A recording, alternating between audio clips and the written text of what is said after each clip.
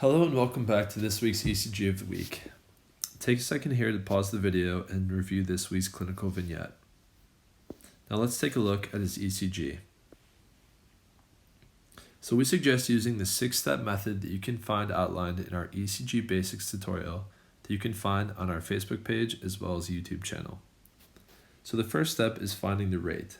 So we'll zoom in here, find some nice QRS complexes. And we're actually going to take these R waves and count the big boxes between them. So this is using the 300 method.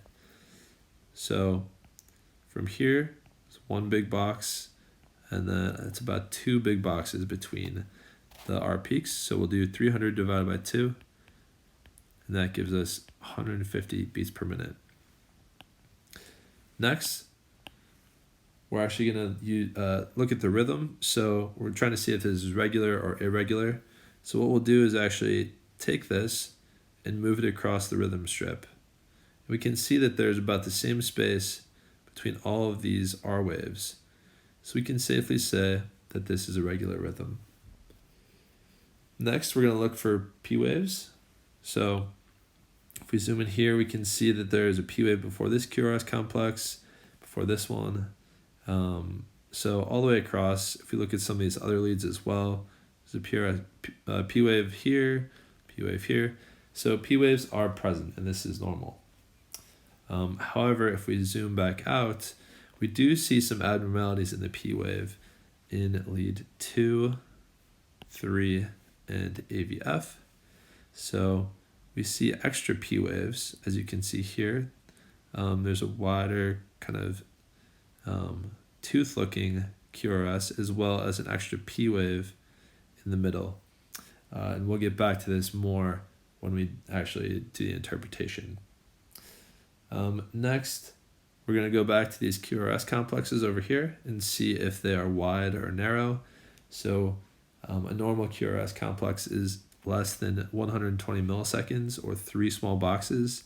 And as we can see here, there may be 2 small boxes here, 2 here as well. So these are narrow QRS complexes. Next, we're going to take a look at the PR interval. So from the start of the P wave to the R. So we'll go from this P wave up here to this right here. And that's 1, 2, 3, maybe 3.5 small boxes, and this is within the normal range. So what we're looking for in a normal PR interval is less than 200 milliseconds. So that's about 3 to 5 small boxes. So this is normal as well. And finally, we'll take a look at the ST segment. So what I like to do is draw a line across the isoelectric line here.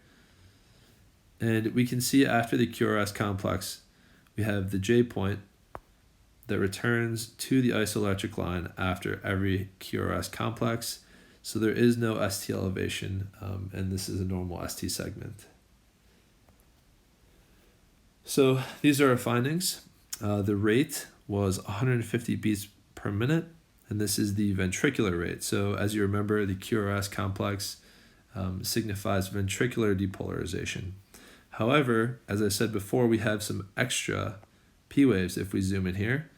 So we have a P wave here, P wave here. So these are actually, and there's other P waves in front of the QRS complexes. So what we actually like to call these are flutter waves. And we can see that there's about 1 big box between these P waves and the flutter waves. And this is actually atrial depolarization. And we'll explain this more in the next slide. The rhythm was regular.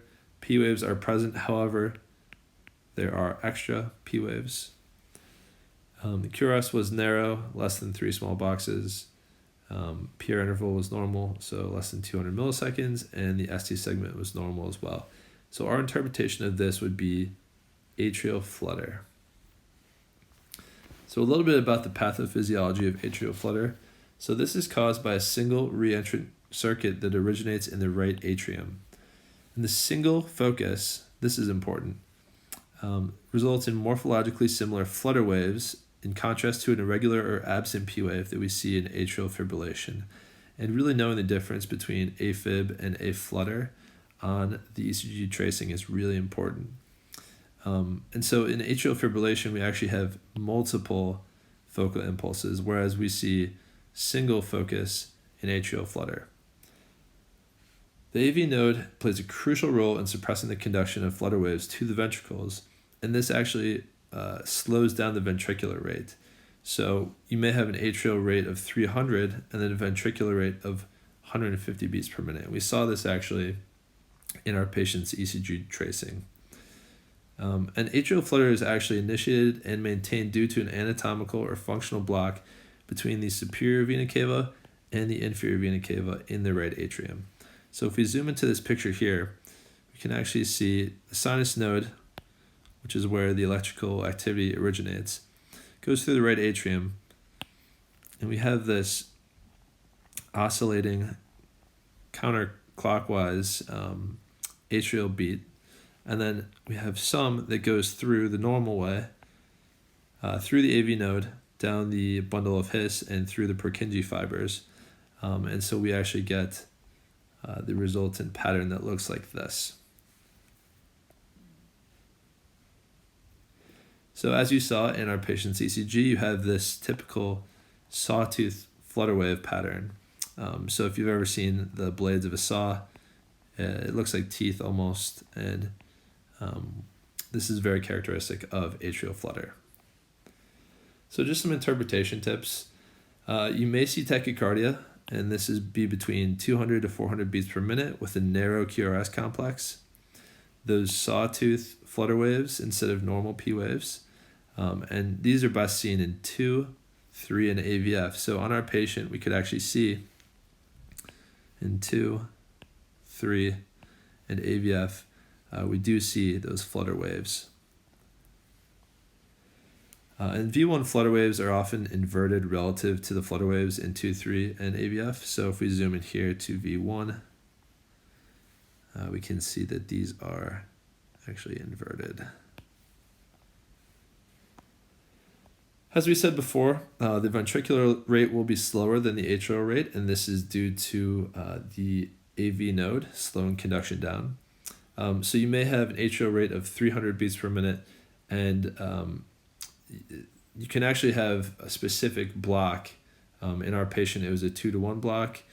So this would have 150 beats per minute ventricular and an atrial rate of 300. If there are 3 P waves to 1 QRS, then you'd have a 3-to-1 block. So this would be 100 beats per minute ventricular. 4-to-1, this would be 75. So essentially what you're doing is dividing the atrial rate, which is 300, by the amount of P waves. So if it's 2, 300 divided by 2 is 150. 300 divided by 3 equals 100, and so on. An atrial flutter can also present as a variable block. So this is where it actually changes and can often be mistaken for atrial fibrillation. So just looking again at the difference between AFib and aflutter, we really want to stress this point. In AFib, we will not see P waves, so absent P waves, right?